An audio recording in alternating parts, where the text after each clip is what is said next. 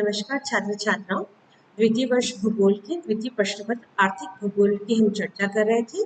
पिछली कक्षा में हम संसाधन संरक्षण की मूल उद्देश्यों और उसको समझने का प्रयास कर रहे थे। आज उसी बिंदु को हम आगे की तरफ बढ़ाएंगे और संसाधन संरक्षण के नियमों पर चर्चा करेंगे। संरक्षण, जैसा हमने बताया कि किसी भी चीज का विवेकपूर्ण औचित्यपूर्ण ऐसा उपयोग जिससे भविष्य में उसकी उपलब्धता बनी रहे, उसका गुणात्मक विकास हो और उसका लंबे समय तक उपयोग में लाया जाने वाला कार्य किया जा सके, इसी को ही हम संसाधनों का संरक्षण कहते हैं। अब संसाधनों के संरक्षण के अंतर्गत हम सबसे पहले उन संसाधनों पर ध्यान देते हैं जो समाप्त होने वाले हैं, जिनकी सीमा है, जो एक सीमित संसाधन है, जिनकी सीमा है, जैसे पेट्रोल हुआ, कोयला, लोहा, ये सब वे संसाधन है जो एक निश्चित मात्रा में भंडारण में पृथ्वी पर है और अब बहुत लंबे समय तक उनका बढ़ने की कोई संभावना नहीं है। यानी एक बार इस्तेमाल करने के बाद जो समाप्त हो जाते हैं और उनकी निश्चित मात्रा धरातल पर मौजूद है, तो ऐसी स्थिति में ऐसे संसाधनों का इस प्रकार प्रयोग किया जाए कि वो भविष्य में लंबे समय तक हमारे काम आ सके। तो इस तरह की तकनीकों से उनका उपयोग किया जाए कि लंबे समय तक वो हमारे कार्य के योग्य रह सके। सबसे बड़ी चीज जो संसाधन संरक्षण के अंदर काम आती है वो है लोगों का जागरूक होना। सरकार की, समाज की ये जिम्मेदारी है कि वो लोगों को जागरूक करे और ये समझाए कि जो कुछ हमारे पास है वो अनंत नहीं है, वो सब कुछ समाप्त होने वाला है और उसको बनाए रखना और गुणवत्तापूर्ण रूप से बनाए रखना हमारी अपनी जिम्मेदारी है, जिसके लिए लगातार कार्य करना आवश्यक है। अब संसाधनों में से किसी एक संसाधन पर पूरी डिपेंडेंसी को कम किया जाना चाहिए। मतलब हम किसी एक चीज पर पूरी तरह से निर्भर न रहकर हमारे पास सब्स्टिट्यूट होना चाहिए कि उसको अलग अलग सब्स्टिट्यूट के रूप में इस्तेमाल किया जा सके। जैसे हमने कागज और कपड़े के सब्स्टिट्यूट में प्लास्टिक को बनाया था, परंतु आज वो प्लास्टिक समस्या बन गया है, तो हमें कुछ ऐसे सब्स्टिट्यूट ढूंढने चाहिए जो उसके साथ काम कर सके और साथ में वह हमारे लिए नुकसान देने वाले न हो सके।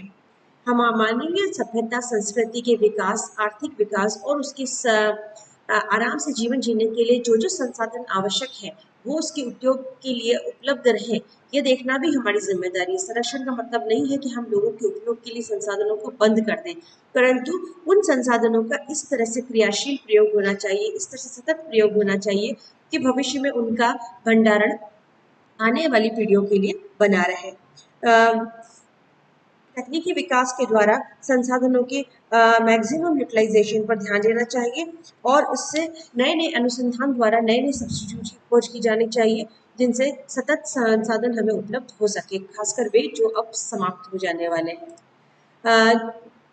इसके अंतर्गत आपको लगातार अपने संसाधनों का लेखा जोखा रखना भी आवश्यक है। आप जानते हैं कि भारत ने एक सैटेलाइट भेजा है, रिसोर्स सेट, इसका काम ही है संसाधनों पर नजर रखना, कहाँ कितने संसाधन उपलब्ध है, कौन कम हो रहा है, कौन बढ़ रहा है, किसकी स्थिति क्या है। लगातार उसका लेखा जोखा रखकर ही हम उसको अच्छे से मैनेज कर पाएंगे और भविष्य में उसको अपने लिए उपलब्ध करवा पाएंगे।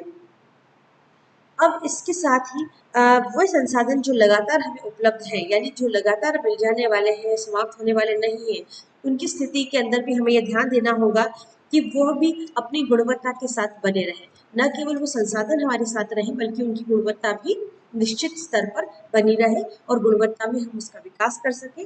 तो इन सब चीजों पर ध्यान देना बहुत जरूरी है। मतलब जो सीमित है उनका सही प्रयोग करें, उनके सब्स्टिट्यूट तलाशें, जो असीमित है उनको गुणवत्ता बनाए रखकर उनका विवेकपूर्ण प्रयोग करें और इसके लिए लोगों को जागरूक करें, अनुसंधान करें, जिससे जो संसाधन है उसका मैक्सिमम यूटिलाइजेशन हो, कम से कम वेस्टेज हो, जिससे वो आगे जाकर हमारे लिए उपलब्ध रहे। तो इन कुछ बिंदुओं के साथ हम संसाधन संरक्षण को समझ सकते हैं। अब हमारे कोर्स में दो प्रकार के संसाधन, जल संसाधन और वन संसाधन, इन दोनों के संरक्षण की बात की गई है। अब जल संसाधन को समझने से पहले जल क्या है, हम जानते हैं कि धरातल पर 70% जल है। अब इस 70% जो धरातल पर जल है वो सारा का सारा जल हमारे पीने योग्य नहीं है। हमारे पीने और काम लेने योग्य जो जल है उसका प्रतिशत बहुत ही कम है।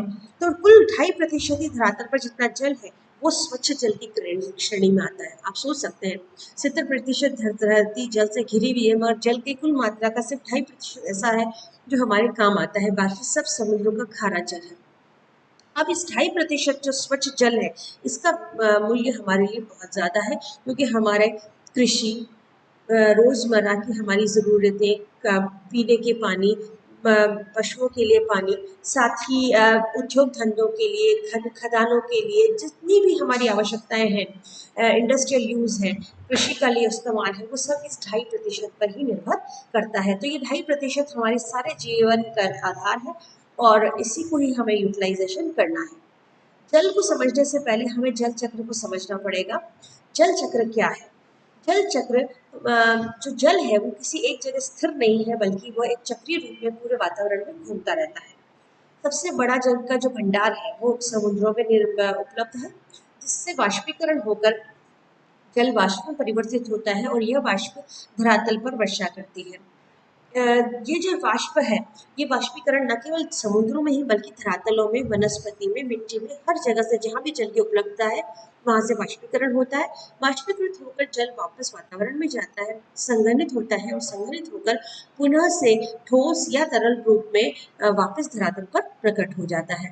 ये जो जल हमें प्रकट होता है धरातल पर, ये शुद्ध जल होता है। यह शुद्ध जल धरातलीय स्तर के ऊपर बहता है, भंडारण होता है झीलों के रूप में, नदियों के रूप में, बांधों के रूप में, और कुछ मात्रा में जल धीरे धीरे नीचे धरातल की निचली परतों में सीपेज हो जाता है और नीचे भूमिगत जल के रूप में संरक्षित हो जाता है। अब मनुष्य किन जल का प्रयोग कर सकते हैं? मनुष्य जो धरातल के ऊपर सतही जल है उसका प्रयोग कर सकते हैं और धरातल के नीचे जो भूमिगत जल है उसका प्रयोग कर सकते हैं। सतही जल का वितरण सीमित है, सीमित स्थानों पर सतही जल उपलब्ध है, परंतु जो नीचे भूमिगत जल है उसको हम ट्यूबवेल और कुओं के द्वारा उपयोग में ला सकते हैं, परंतु उसका स्तर भी अलग अलग जगहों पर अलग अलग है।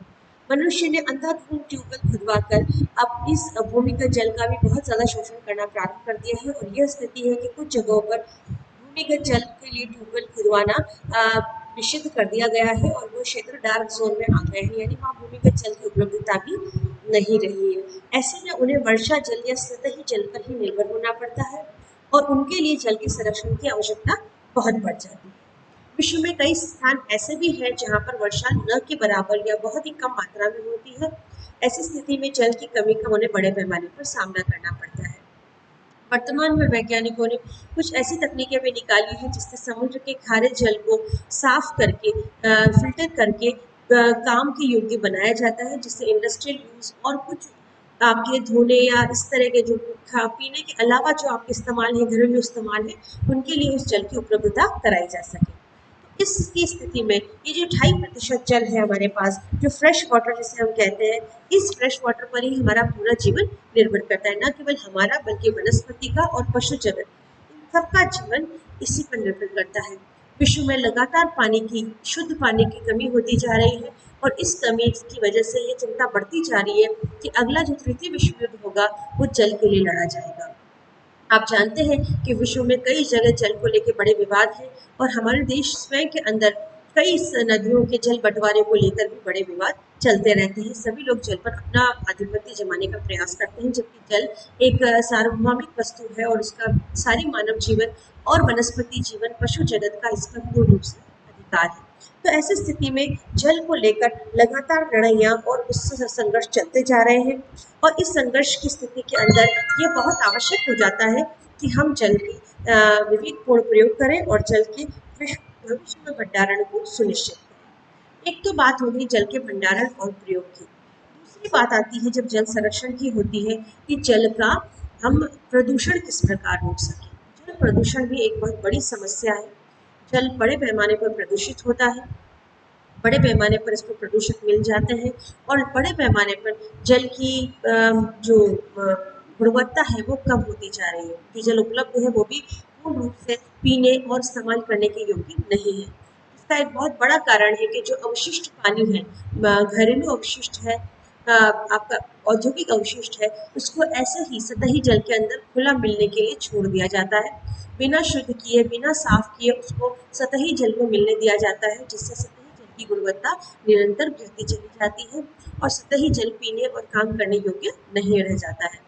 अब सारे जल को शुद्ध करना एक बहुत ही ज़्यादा समय और धन खर्च करने वाला काम बन जाता है और इस प्रक्रिया से बहुत ज़्यादा आर्थिक हानि होती है और साथ में जल की कमी भी बढ़ने लग जाती है। तो दो चीज़ें हम जल के बारे में समझेंगे। एक तो जल का ऑप्टिमम यूटिलाइजेशन कैसे हो और एक जल के प्रदूषण को किस तरह से रोका जाए। अगली कक्षा में हम जल के ऊपर चर्चा करेंगे। धन्यवाद।